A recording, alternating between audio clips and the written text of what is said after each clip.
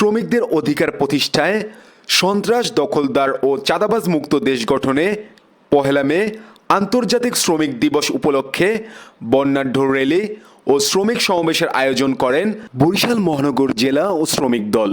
প্রধান অতিথি হিসেবে উপস্থিত ছিলেন বিএনপির সিনিয়র যুগ্ম মহাসচিব রুহুল কবির রেজভী। এ সময় তাকে বরিশাল মহানগর বিএনপির পক্ষ থেকে ফুলেল শুভেচ্ছা জানান মহানগর বিএনপির সদস্য সচিব জিয়াউদ্দিন শিকদার। সমাবেশ শেষে বরিশাল মহানগর শ্রমিক দল আয়োজিত র্যালিটি রুহুল কবির রেজভীকে সাথে নিয়ে বরিশাল নগরের বিভিন্ন স্থান প্রদক্ষিণ করেন। জমকালো এই আয়োজনটি সফল করার লক্ষ্যে শত শত নেতাকর্মীদের সাথে নিয়ে সমাবেশে যোগদান করেন বরিশাল মহানগর বিএনপির সদস্য সচিব জিয়াউদ্দিন শিকদার।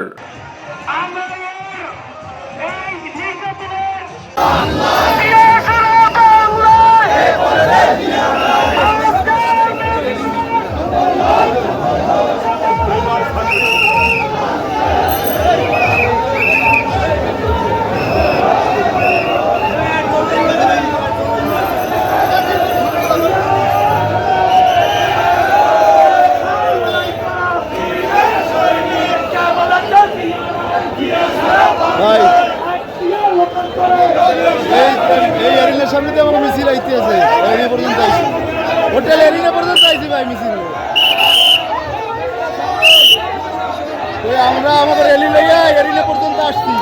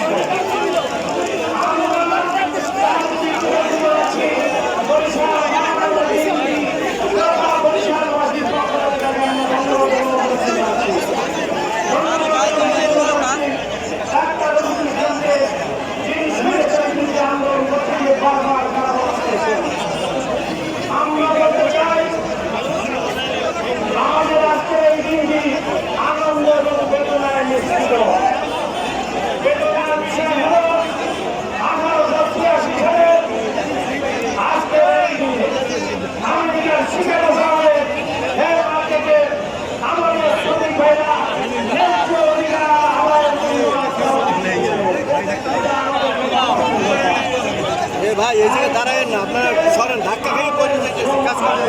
সারা জাতি বন্ধুরা আমার এইরকম একটি পরিস্থিতি তারা তাদেরকে অতিক্রম করবে। এই ধরনের পরিস্থিতি মধ্যে দিয়ে তাদেরকে জীবনযাপন করবে।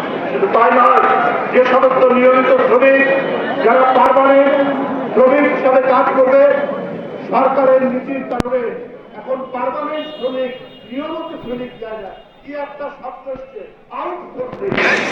এই আউটসোর্সিং করে আপনার নিয়মিত শ্রমিক বাদ দিন, ক্রমাগতভাবে তাদেরকে বাদ দিন। কেন?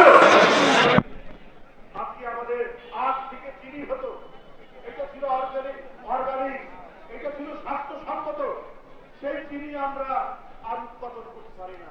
আপনারা লাগে তারা চিনি কলগুলো বন্ধ, পাট কলগুলো বন্ধ। পৃথিবীতে আপনার সিনথেটিক এই যে নাইলনের দড়ি বন্ধ হয়েছে, কারণ এটা পরিবেশের বিরুদ্ধে যায়, এটা পরিবেশের বিরুদ্ধে প্রতিক্রিয়া করে।